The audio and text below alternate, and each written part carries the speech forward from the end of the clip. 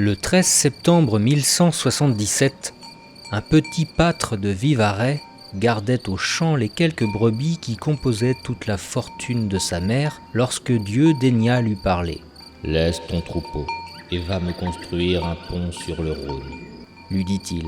« Seigneur, je ne sais où est le Rhône. Je n'ose quitter ma mère ni mes brebis, et je n'ai dans la poche que 7 oboles, » répond l'enfant. « Va, te dis-je, et sois sans inquiétude, je pourvoirai à tout. » Le jeune berger se met en route.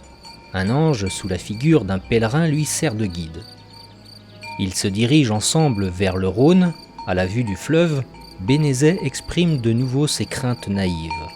Le Rhône est si large, et lui si faible, si pauvre, si inconnu.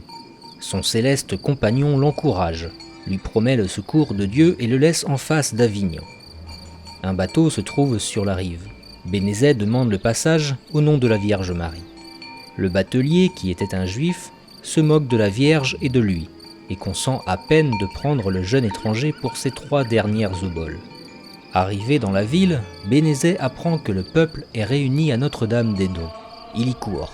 L'évêque était en chair.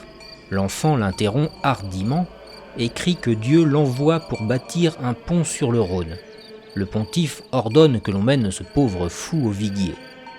Le juge l'écoute, puis, avisant un bloc de pierre que 30 hommes n'eussent pas soulevé, « Si Dieu t'envoie, prends ce rocher pour poser la première pierre. »« Je le veux bien, » répond Bénézet. Aussitôt, sans hésiter, il charge le bloc sur son épaule et le porte, entouré d'une foule immense de spectateurs sur les bords du Rhône.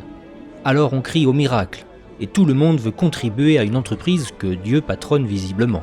Il ne fallait pas moins qu'une vocation divine pour faire à cette époque ce que ni les Romains ni Charlemagne n'avaient osé tenter sur un fleuve aussi large et aussi rapide. Le pont de Jésus-Christ exécuté par Bénézet comprenait 18 arches, d'une longueur totale de 1800 mètres sur 5 de largeur.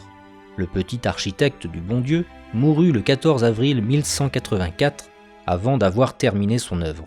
Mais il laissa derrière lui la corporation des frères pontistes, les faiseurs de ponts, qu'il avait fondés pour achever, conserver, réparer le pont et loger les voyageurs indigents. Selon ses désirs, son corps fut déposé dans la chapelle bâtie sur l'éperon qui soutenait la 3e arche. Il s'y opéra tant de miracles qu'au rapport d'un témoin oculaire, ce pèlerinage était aussi fréquenté que celui de Notre-Dame du Puy.